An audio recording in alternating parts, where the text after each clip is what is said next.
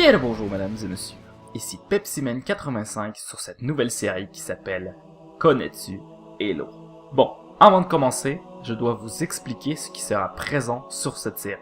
Alors, je crois que vous avez deviné, ici nous allons parler de Halo. Mais attention, pas seulement des jeux, mais plus précisément de son univers étendu. L'objectif étant de faire découvrir cet univers à ceux qui n'en connaissent que la surface. J'espère avoir l'aide des plus connaisseurs d'entre vous en commentaire tout au long de la série. Chaque épisode portera sur un sujet différent, et puisque celle-ci est en quelque sorte le panneau publicitaire de ce qui suivra, j'aimerais l'utiliser pour vanter les mérites de Halo. Alors, commençons. Voyons voir si tu connais Halo autant que tu le crois.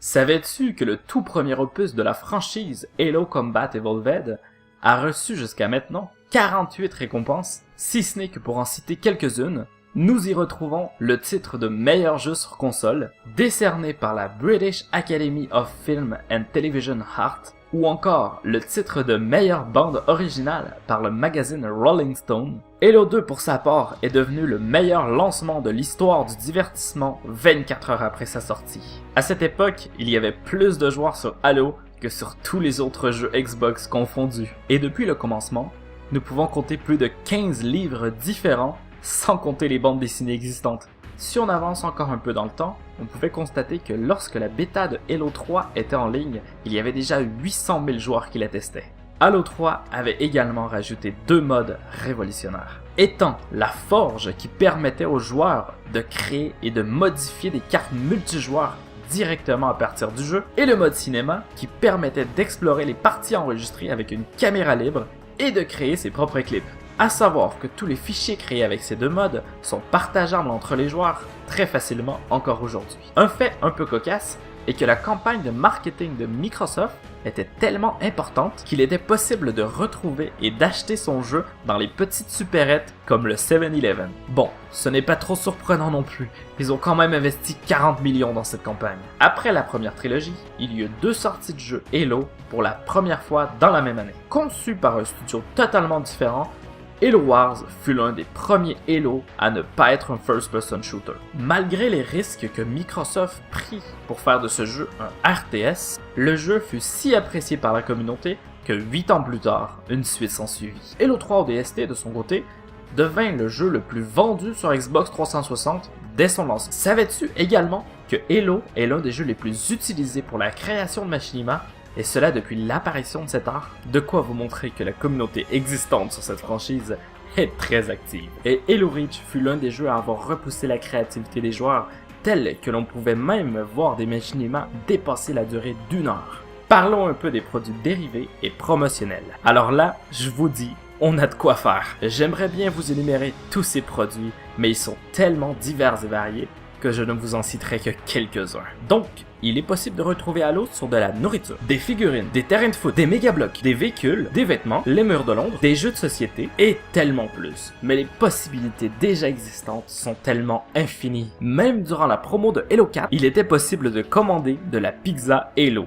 Alors imaginez le reste. Halo est pour la plupart du temps une exclusivité Xbox. Mais on peut aussi retrouver Halo Combat Evolved, Halo 2 et les 2 opus de Halo Wars sur PC. Et pour faire encore plus plaisir aux fans, il y a aussi Halo Spartan Assault et Halo Spartan Strike jouables sur les appareils mobiles. Et en parlant des fans, ils ont tellement aimé les premiers opus de la série que 343 Industries accepta de créer des copies remasterisées de Halo 1 et Halo 2. Geste qui démontre que le studio est très à l'écoute de la communauté. Je dois te parler également de la compétition sur Halo. Tu dois déjà savoir que la compétition sur Halo existe depuis le premier opus de la série et a toujours été une partie omniprésente de la franchise. Au départ, faire de la compétition sur un jeu vidéo n'était considéré que comme un revenu complémentaire. Mais, au fur et à mesure des années, les cash prizes, comme on les appelle, sont devenus de plus en plus importants. Sur Halo 5, ces prix en argent sont devenus tellement substantiels qu'on ne parle plus de revenus supplémentaires, mais plutôt de gros lots, puisque ces prix s'élèvent jusqu'à ce jour à 2,5 millions de dollars. Bon, maintenant que nous avons passé tous les jeux de la franchise en revue, Non, attends, je ne t'ai parlé que des jeux officiels. Ouais, parce qu'il y a également quelques jeux indépendants créés par des fans qui sont aussi fort plaisants. On peut penser à Halo 2600, qui est un fan-made sur console. Oui, t'as bien compris, sur console.